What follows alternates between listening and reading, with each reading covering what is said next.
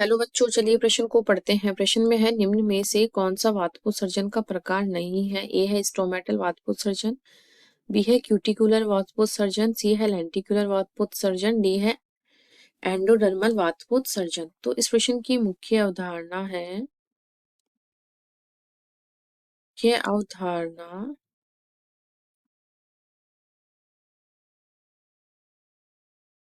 वातकोत्सर्जन।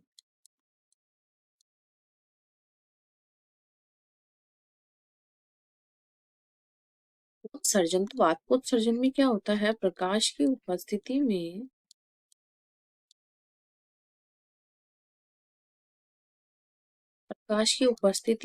पादप द्वारा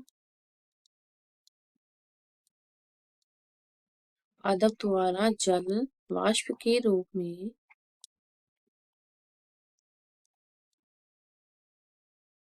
जल क्या करता है? वाष्प के रूप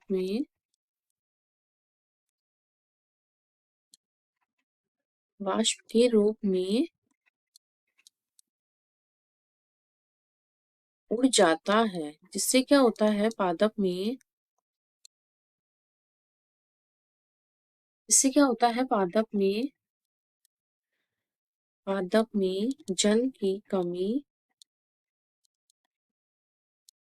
जल की कमी हो जाती है।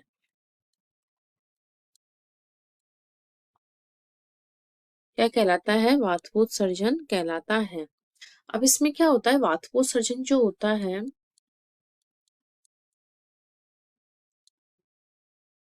वातकोत्सर्जन की क्रिया क्या होती है? 3 प्रकार की होती है। एक तो होता है स्टोमेटन, जो कि सबसे ज्यादा जो वातकोत्सर्जन की क्रिया होती है वो स्टोमेटा के द्वारा ही होती है। लगभग 90% तक स्टोमेटल यानी रंध्र के द्वारा ही सबसे ज्यादा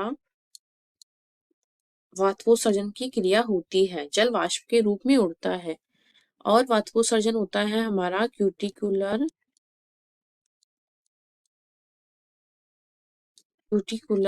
द्वारा। तीसरा होता है लेंटिक्यूलर,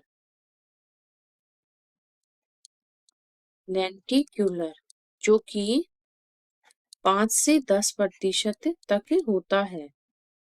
और ये होता है हमारे 2 से 5% तक। तो इस प्रकार ये तीनों ही वातकोत्सर्जन की क्रिया होती है, क्योंकि इनमें तीनों में ही अलग अलग प्रकार का वातकोत्सर्जन होता है। लेकिन सबसे ज्यादा वातकोत्सर्जन की क्रिया जो हमारी होती है स्टोमेटा रंध्र के द्वारा होती है, क्योंकि रंध्र ही क्या करते हैं?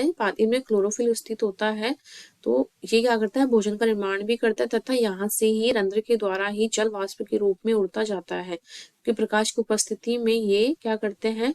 प्रकाश को अवशोषित करते हैं और जल को वाष्प के रूप में वाष्पित करते रहते हैं। तो सबसे ज्यादा वातकोत्सर्जन स्टोमेटा होता है। लेकिन यहाँ कौन सा नहीं है? तो वो हो जाएगा एंडोडर्मल वातकोत्सर्जन। तो एंडोडर्मल वातकोत्सर्जन में क्या होता है? इसमें क्या होता है? एंडोडर्मिस जो होती है, एंडोडर्मिस आंतरिक परत होती है। एंडोडर्मिस क्या होती है?